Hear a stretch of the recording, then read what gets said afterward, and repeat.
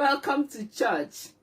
Thank you so much for joining us. This is Testimony Ground Church, where we say it the way it is. Blessed be the name of the Lord. So today's Sunday, we will be treating a topic that is very interesting. The topic is life happens for a reason. Life happens for a reason. People might think, what is life happens for a reason? Life is just one. We are all alive. Life is life. And everything that connects to you, that happens to you, is life. It happened because you are alive. Yes. So life happens for a reason. That's the topic. So, and the text, we will get our text from Genesis 39. I will rush and read Genesis 39 quickly for us, and then we will look into it and see how it connects to life happens for a reason.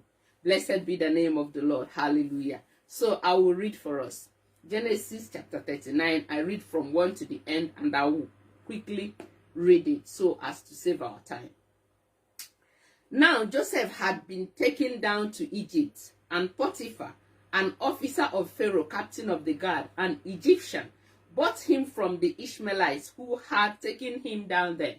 The Lord was with Joseph, and he was a successful man, and he was in the house of his master the Egyptian. And his master saw that the Lord was with him, and that the Lord made all he did to prosper in his hand. So Joseph found favor in his sight and served him.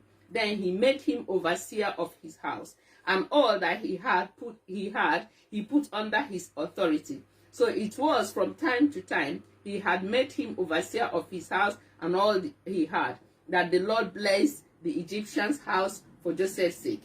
And the blessing of the Lord was on all that he had in the house and in the field. Thus he left all that he had in Joseph's hand, and he did not know what he had except for the bread which he ate. Now Joseph was handsome in form and in appearance. And it came to pass after these things that his master's wife cast longing eyes on Joseph, and he said, "Lie with me." But he refused and said to his master's wife, "Look, my master does not know what is with me in the house, and he has committed all that he has in my hand. There is no one greater in this house than I, nor has he kept back anything from me but you, because you are his wife. Now how then can I do this great wickedness and sin against God?" So it was as she spoke to Joseph day by day, and he did not heed her to lie with her or be with her. But it happened about this time when Joseph went into the house to do his work, and none of the men of the house was inside. Then she caught him by his garment, saying, "Lie with me." But he left his garment in his hand and fled and ran outside. And so it was, when she saw that he had left his garment in her hand and fled outside, that she called to the men of her house and spoke to them, saying, "See, he has brought in to us a Hebrew to mock us. He came in to me to lie with me, and I cried out with a loud voice. And it happened, when he heard that I lifted my voice and cried out, that he left his garment with me and fled and went outside. So she kept his garment and with her until his master came home. Then she spoke to him with words like this, saying, The Hebrew servant whom you brought to us came to me to mock me. So it happened, as I lifted my voice and cried out, that he left his garment with me and fled. So it was, when his master heard the words which his wife spoke to him, saying, Your servant did this to me after this manner, that his anger was aroused. Then Joseph's master took him and put him into the prison, a place where the king prisoners were confined. And he was there in the prison. But the Lord was with Joseph and showed him mercy, and he gave him favor in the sight of the keeper of the prison, and the keeper of the prison committed to Joseph's hand all the prisoners who were in the prison. Whatever they did there, it was his doing. 23, the last verse. The keeper of the prison did not look into anything that was under Joseph's authority, because the Lord was with him, and whatever he did, the Lord made it prosper. Blessed be the name of the Lord. It's a long read. It is long, but I know why we read it all. Remember the topic. Thank you so much, my brother, for writing that. Remember the topic, life happens for a reason. So I decided that we should look into the life of Joseph, to use it to compare our own lives. Because in most of the time, when certain things happen to us, we keep moaning and moaning and moaning. Even some people keep asking questions and saying, why me? Why me? Why me? You just see them saying, why me and why me and why me? You get me? So Joseph, I didn't hear him say why me.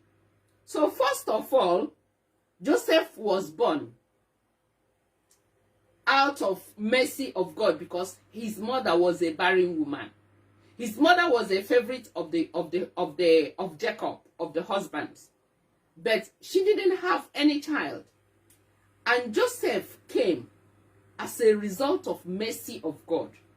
And you know, children born like that, they come with a special destiny. And I'm not surprised how, how Joseph came into this world with so many destinies. And with many destinies come many trials, come many lives, come many lives that will happen to you. If you're singled out in your family as that person that will bring light to your family, my dear, be prepared, because life will happen to you the way it never happened to other people. The way it never happened to other people. But the thing is that the grace of God will continuously carry you. The grace of God will never depart from you. As you proceed in life, God will always change guard for you. Because in every stage, God gives you a guard that will guide you through whatever season that you are. That's what we call guardian angel.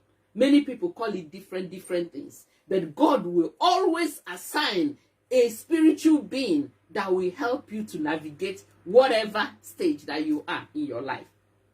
It came to pass that Joseph was born by a barren woman, who happens to be the favorite of Jacob. He was born, and the mom couldn't give birth again. Even the concubine started giving birth. Not even the concubine, the slave started giving birth for the husband. And this woman couldn't give birth again until God smiled at her. And then she got pregnant and gave birth to Joseph's sibling, who was Benjamin. And it happened that when she gave birth to Benjamin, she died. And Joseph became motherless. Can you imagine the hostility in a polygamous home? In a home whereby they see Joseph's mother as a threat, as the preferred, as the most beautiful, who always take over their husband. Their husband couldn't even come to them. They had to bribe this woman to get the attention of their husband. Just imagine how they will treat Joseph and the brother. I'm just painting a picture. That is life happening to Joseph. Have you seen the type of destiny that this guy came into this world with? But, when you are coming into the world, the veil will cover you. You won't even know. You won't even know the destiny you came. When that thing is happening to you, you are left to sort it out yourself. You are left to maneuver it yourself. You are left to be able to see how to deal with it. And the negative natures will not want you to deal with them. Will be throwing studs and throwing a lot of things to you so that you do not pass. But the power of free will is in your hands for you to be able to pass and get to the next stage. And the good news is that once you pass that stage, you will be able to get to it's just like classroom. You cannot push to class 2 when you haven't finished class 1. If you don't finish class 1, you will continue to repeat the class until you pass it, and then you go to the class 2. That is how life happens. So Joseph now, as a child, became a mother. You will be surprised. How can Joseph become a mother? Joseph had to become a mother to Benjamin, his brother, because they became motherless. They had no covering. Though their father was there, but what does fathers know in the house? Fathers know how to go and make money, but the owners of the house are women. Can you imagine the torment? Can you imagine what they will be going through? Can you imagine how these people might cook and will not give them? Can you imagine what they are telling them? But Joseph was left in that life, in that level of life stage, to become a mother to his brother, Benjamin. And as he is progressing, he is learning. So as he is being a mother to his brother, he is learning a life lesson of being a mother. He is gathering life lesson of how to cover. He is gathering life lesson of how to be able to provide. He is learning life lesson of how to be able to look out for his children as he is playing a mother's role. That's life happening to Joseph. How is life happening to you? How is life happening to you? You might be crying, why am I going through all this? Why am I going through all this? Why me? When something happens to you, you will say, why me? Why not you? Because your life cannot be somebody else's life. Your life can never be my life. My life can never be your life. Life happens to me, and life is happening to you. So when life is happening to you, do not ask, why me? You need to face that life that is happening to you and find out, why is this thing happening to me? What am I supposed to learn through this? If you're able to learn quickly, you will migrate to the next ladder, because life is like a ladder. You have to be able to put your leg in one ladder, balance, before you put your leg in the other ladder. That's exactly life. So when you see tragedy, when you see pain, when you see certain things that is very unpleasant in your life, do not start asking God why, or do not start blaming people. Why is it happening to me? Because life is supposed to happen to you for you to get to the next level of your life. Life is supposed to happen to you for you to get to the pinnacle of your life. Life is supposed to happen to you for you to get to your destiny. Without life happening to you, you will not get to your destiny. You will be stagnant. You will be in one place. So life happening, things happening in the life is like ladder taking you to your destiny. So when life happens to you, it is very painful, but you need to pull yourself together, gather yourself together, and begin to learn the lesson that you're supposed to learn at that stage. Because the earlier you learn it, the quicker you come out of that stage, and then you go to the next stage. Blessed be the name of the Lord. So Joseph happens to be somebody who seems to be in spirit and then takes advantage of every stage of his life.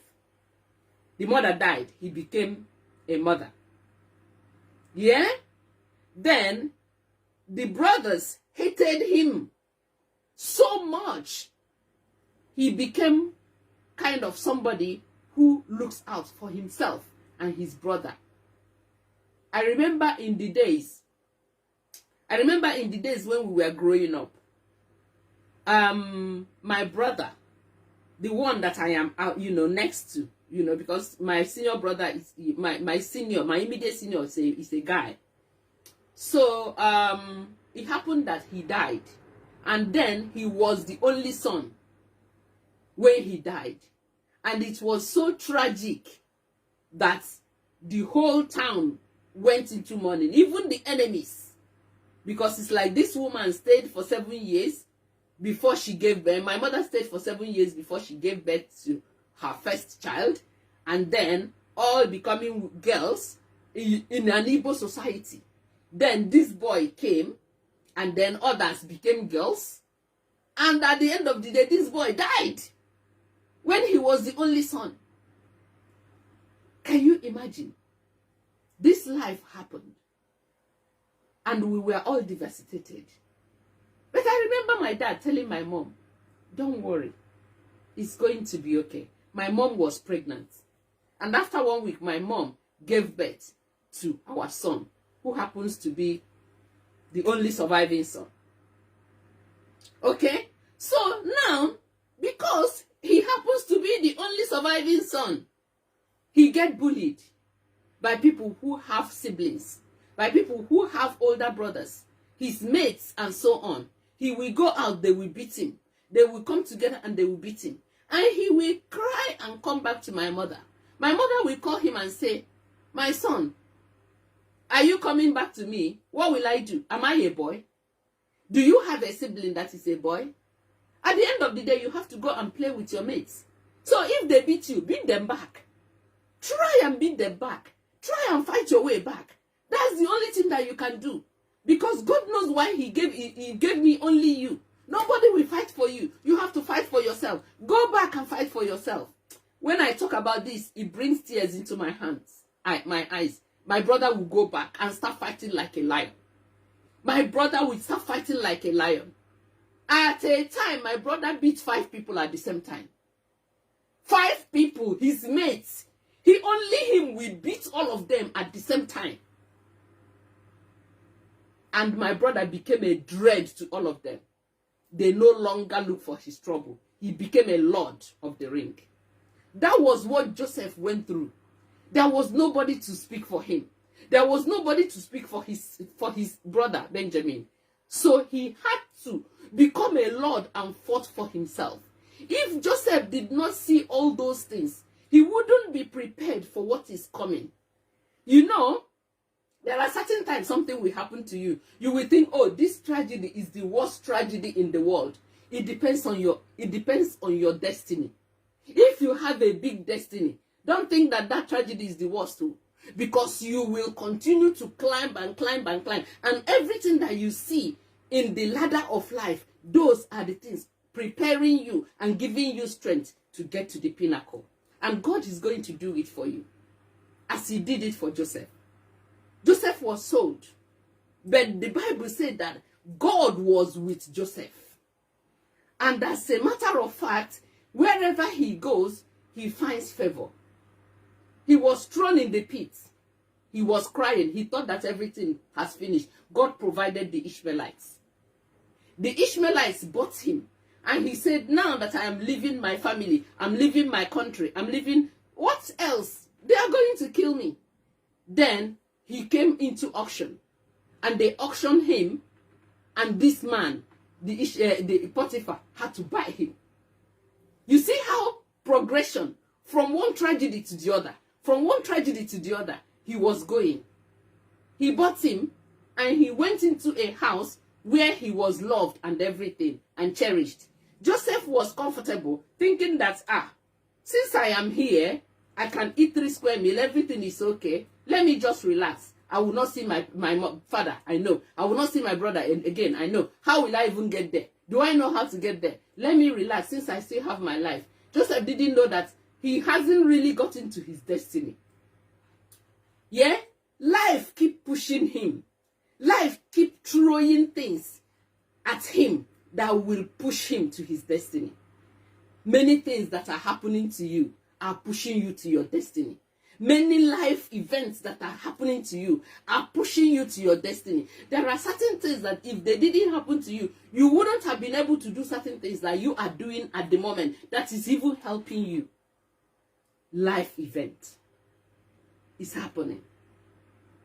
And as that life event is happening, like I told us earlier on, that you have to pass each stage. And each stage has its own temptation. That's why I say stop asking why me when anything happens to you. Because you're pulling yourself back. Because that particular thing is supposed to happen to you and nobody else. Don't ask why me. It's good to cry. It's good to feel pain. It's good to be confused. But in that midst of confusion, I want you to remember this word today. Sit down and say, what do I learn from this thing that is happening to me? What do I learn? What does God want me to learn in what is happening to me? How do I use this thing to progress to my next level? What do I do? Start jotting something down. Start thinking. Start asking questions. Start thinking about what has happened to you before and how you came out of it. Start doing all those things. And with that, you will get to your destination. Because Joseph did. Potiphar's wife came as a temptation. What is the temptation in your life? If somebody has given you money to keep, is that the temptation? Or are you into business with somebody and you people have, agreement on how much each person will get, and when the money starts coming, you think, oh, but she didn't do much work, but he didn't do much work, but you guys had an agreement and you want to renege in that agreement. Is that the temptation? Is it women that is the temptation, or is it men that is the temptation? In the bridge of your success, there must be temptation. There must be Potiphar's wife that will try to make you to fall so that you will stay in that stage. But this guy passed. Remember, if Joseph did not pass that temptation by refusing, Joseph might still stay with Potiphar's wife, might still stay there and be enjoying whatever he thought that is enjoyment until the man catches them face to face, and he will go to real prison. And by then, the glory of God and the power of God that had been watching over him will be removed from him. It will be removed. Yes. Is it unforgiveness that is that temptation? Like it is for me before. Few weeks or few months ago, it was unforgiveness. But I know how I felt when I forgave, when I let everything go, when I just say, you know what, let it go. So I am earnestly asking us to see that whatever that we encounter in life is our life. And we are supposed to learn a lot of lessons from it. Yeah? So when life throws some terrible events on you, when life throws a terrible event on you, all you need to do is that try not to react in anger. Try not to react with emotion. Try not to react when you're very, very angry. Honestly. Yeah? So try and go through what life threw at you. Try and go through it and compare it to what you have been through before and how you came out of that thing. Because you cannot tell me that you haven't been going through certain things that are not pleasant in your life. Compare it and see how you came out of it. Yeah? Because no, if you fail to learn any lesson that life has thrown onto you, you will remain stagnant. You will remain the same place until you learn it. Life is like a classroom whereby you cannot go into the next class if you do not learn or if you do not pass. You have to pass 1 in order to go to 2. You have to pass 2 in order to go to 3. Otherwise, you will just be there, So you really need to pass to go to the next class. Yeah? So you need to learn and learn and learn until you get to your pinnacle. And remember, when you get to your pinnacle and achieve everything that you're supposed to achieve, you have no business with earth again. Then you have done your job. I want you to see it like that. People want to be this and that and that. But that might be your pinnacle. When you get to that stage, then you're no longer needed here. It might be time for that person to go. So life happens to us in so many different ways. So using the life of Joseph, I want you guys to know that Joseph used the life that happened to him in each stage as a ladder. He used it to climb and climb and climb. And in climbing that ladder, life continued to throw a lot of disturbances, a lot of difficulties, a lot of temptations onto his life. But he did not yield to that temptation. When he passed the final temptation, he was catapulted to the pinnacle of his life, whereby he did the duty that God created him to do. So for you to be able to do the duty, the final duty that God created you to do, you need to go through all this ladder and you need to pass. And I pray that you will pass in this life event, that you will pass all the tests that life has thrown onto you, that you will be able to climb every ladder of life towards your destiny, so that at the end of the day, you will get into your destiny and perform that which God has called you in life to perform. Yeah? So that's exactly our lesson today. And I pray that God will open your mind to listen, learn, and then put it into practice, what we have discussed today. In the mighty name of Jesus, God bless you.